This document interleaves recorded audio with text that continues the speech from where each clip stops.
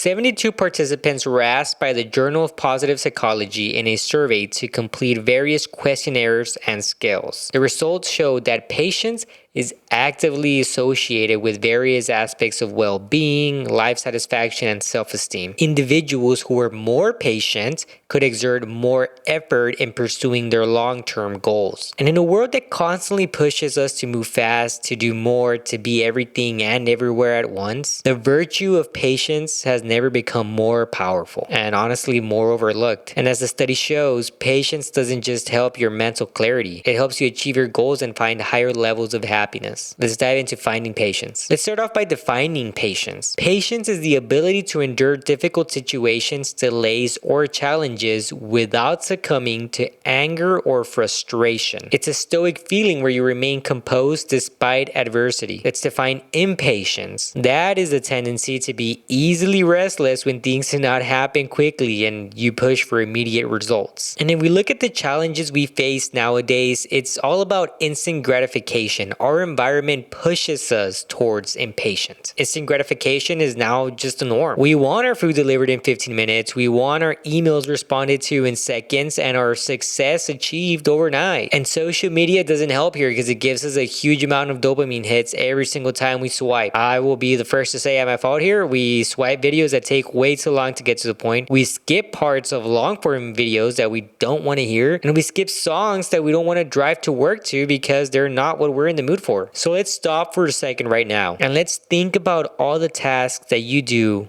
on a daily basis that build upon impatience. There's probably a few, right? Now I want you to think about the practices that you do every day in your life that help you build patience. Are they more or are they less? Well, maybe you're a parent and you practice patience with your children. Maybe you're a manager like me and you practice patience with a wide variety of different types of employees. But do you, in your own personal life, practice more being impatient or patience? Again, I'm not asking what you want to do, which one do you want to practice more. I'm asking which one do you actually partake in more? Do you partake in activities that promote impatience, or do you participate in activities that promote patience? Which one outweighs? Again, bridging mindset. If you were on the bridge and you have impatience here and patience on this side, based on the activities, do you do more activities that help you with patience or more activities that help you with impatience? And impatience is not just a personal inconvenience. It can actually be very detrimental to your mental health, your relationships, and your long-term goals. It's very easy to get caught up in the whirlwind of I want everything now. And that mindset can lead to rash decisions, unnecessary stress, and a perpetual state of dissatisfaction because you're never happy with what you have. Patience, on the other hand, well, we often see that as passive, maybe weak. We associate it with sitting back and not doing anything and just waiting for something to happen. But honestly, patience is far from being passive. It's a discipline. It's being very disciplined, actually. It's about understanding that some things are worth the wait and that growth takes time. That true success comes from those that are willing to persist through delays and setbacks and not give up and restart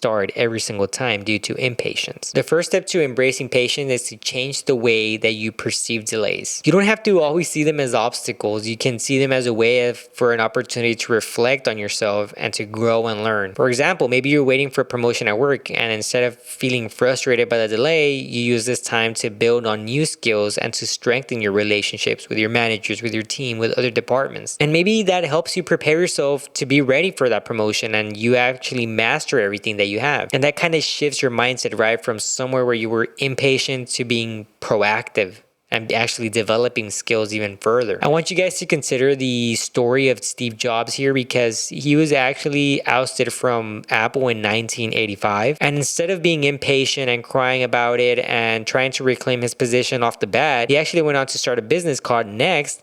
And then he invested in Pixar. Both of these were instrumental to his return to Apple. They were they were not small feat. They were big accomplishments that he did throughout that gap. When he returned in 1997, he was not only more mature, but he also had equipped experiences from other stuff that he had learned throughout that time that led to Apple's success. So his patience here really allowed him to transform and to make a setback into an opportunity to capitalize on. Practicing mindfulness can actually be a very strong asset to being patient. By being present in the moment, you can learn to observe your impatience and react to it. And I have been practicing that diligently. I notice this when I'm listening to podcasts on the ride home. I sometimes am pretty impatient, and maybe my mind kind of starts going everywhere and I start thinking about other stuff because maybe they're just not getting to the point, and I have to tell myself, okay, relax and listen to what they're saying. Actually listen to what the people in the podcast are saying so that you can take in the information and not just have noise in the background. And it also helps to watch the video in 1.5 or 1.25 times speed. But by being present in the moment, you can learn to observe your impatient and react to it accordingly so you can adjust yourself and fix it. Again, this doesn't mean to resist the urge to act, but rather to understand and choose a more thoughtful response. When you're mindful, you actually recognize the value in waiting and appreciate the journey rather than just the destination. For this example, let's look at the world of investing. I'm sure a lot of people, if not everybody, knows who Warren Buffett is, and he's probably the most successful investor of all time. And he famously said, the stock market is designed to transfer money from the active to the patient. The most successful investor of all time is saying that the stock market values patience over active traders. So instead of chasing that quick buck, instead of looking for that quick return, Buffett invests in companies he believes will grow steadily over time. And as we all know, his patience has definitely paid off. Another way to foster patience is to set a long-term goal. When you have a clear vision of where you want to go, you're less likely to be swayed the other way. And this can be kind of difficult for stuff that you feel will give you immediate results, because nothing will. But that long-term goal should be a way for you to stay on track. They basically give you a sense of purpose and maybe a sense of direction for you to follow. My example here would be this YouTube channel. This would be like my long-term goal. I know that I'm not going to get 1,000 subscribers maybe by the end of the year. I'm okay with that because I feel that if I just naturally, organically grow my YouTube channel, which is my goal, I will have a better following. So my long-term goal isn't just a subscriber count, it's an actual community, which I feel sometimes is a little bit different because a lot of people are so focused on the subscriber count or views, whereas I am more focused on actually building a community of people who are like-minded. And I post on all social media sites, but YouTube is probably my main one where I'm actually focused and I look at the KPIs, at the analytics, because to me, it's where I feel like the community can be very strong. But let's loop back to the research article. The research article showed that there were 3 types of patience: interpersonal, dealing with others; life hardship, enduring significant life challenges; and daily hassles, which means everyday frustrations. So right now, think of ways you can improve your patience in these 3 critical areas. Luckily, the article does go over a couple ways to improve your patience, and that includes group discussions